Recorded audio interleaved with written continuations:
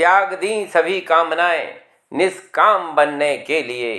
राम ने खोया बहुत कुछ श्री राम बनने के लिए। जय श्री राम दोस्तों।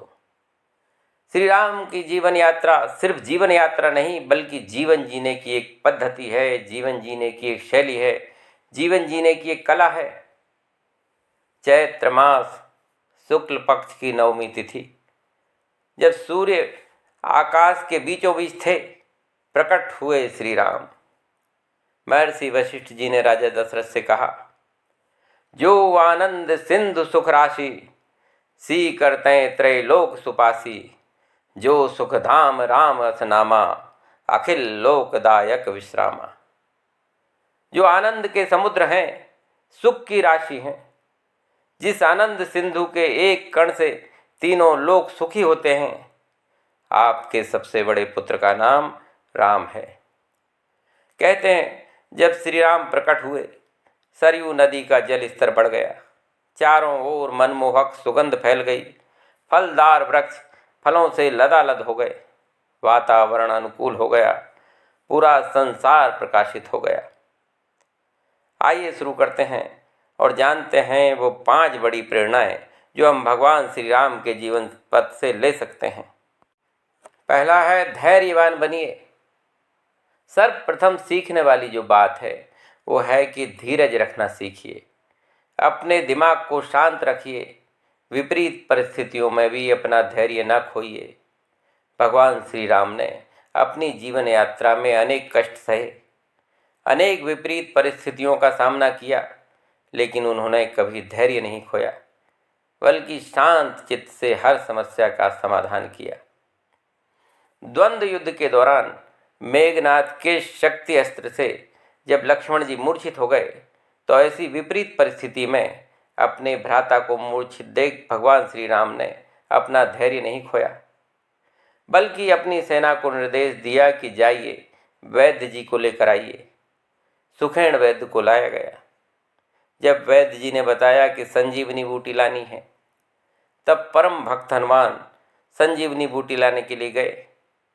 हनुमान जी संजीवनी बूटी लाए और सुबह तक लक्ष्मण जी पूर्ण स्वस्थ हो गए। तो सबसे पहली प्रेरणा यह है कि कितनी भी विपरीत परिस्थिति आ जाए, अपना धैर्य न खोइए, अपने चित्त को शांत रखिए, आदर्शों को बनाए रखिए। श्री राम की जीवन यात्रा से सीखने वाली दूसरी जो प्रेरणा है वो है अपने आदर्शों को बनाए रखिए। दोस्तों, श्री राम ने अपने जीवन पथ पर हमेशा न सिर्फ आदर्शों का पालन किया, बल्कि अनेक आदर्श प्रस्तुत किए। युद्ध के अंत में जब रावण मृत्युशैया पर था, उस समय भगवान श्री राम ने अपने भ्राता लक्ष्मण से कहा, जाकर रावण से ज्ञान प्राप्त कराइए। रावण चारों वेदों का ज्ञाता था, अद्भुत बलशाली था और हर प्रकार से संपन्न था। रावण लक्ष्मण जी को ज्ञान देते हैं, अच्छे कार्यों में कभी विलंब नहीं करना चाहिए।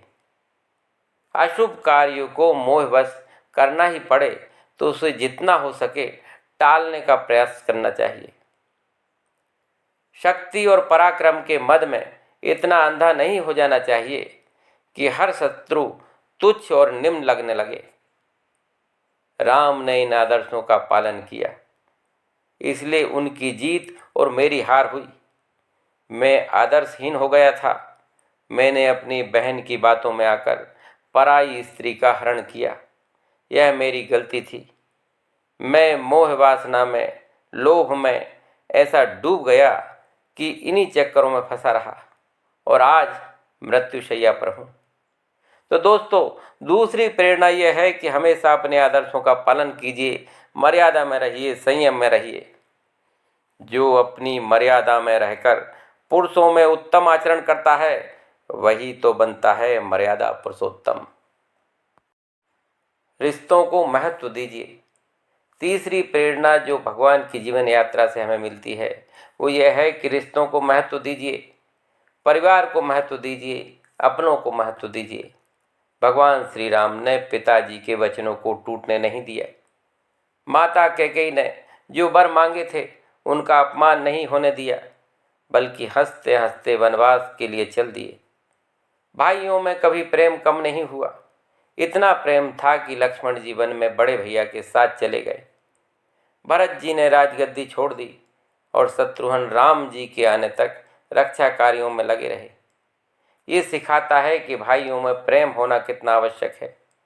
यदि हम अटूट धन संपत्ति प्राप्त कर लें, ऐश्वर्य और विलासिता की समस्त साधन हमारे पास हों, लेकिन जब हमारे लोग, अपने लोग हमसे दूर होंगे तो ये ऐश्वर्य धन संपदा किसी काम की नहीं। तो रिश्तों को बनाए रखिए, धर्म का साथ दीजिए।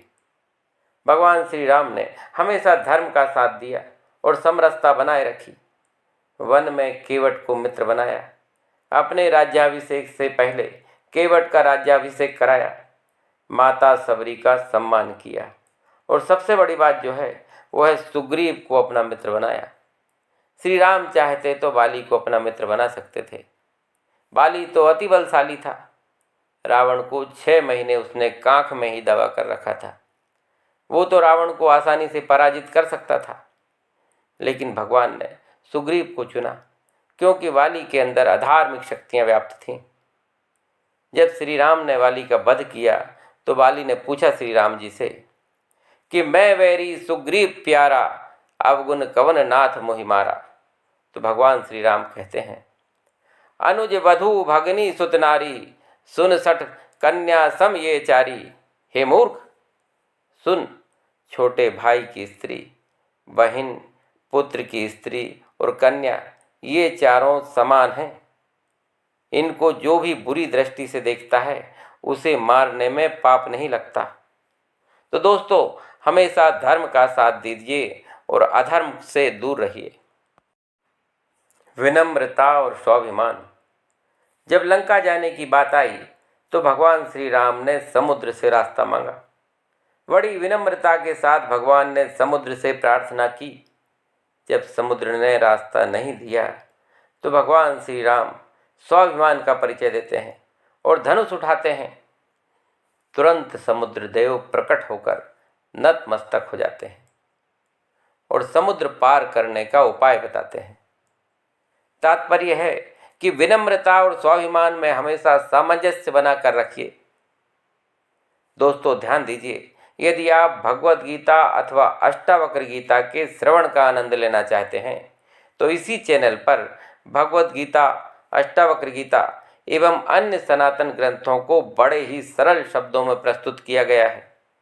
कृपया चैनल को सब्सक्राइब कर लीजिए और सनातन ग्रंथों के श्रवण का लाभ लीजिए। जय श्री राम।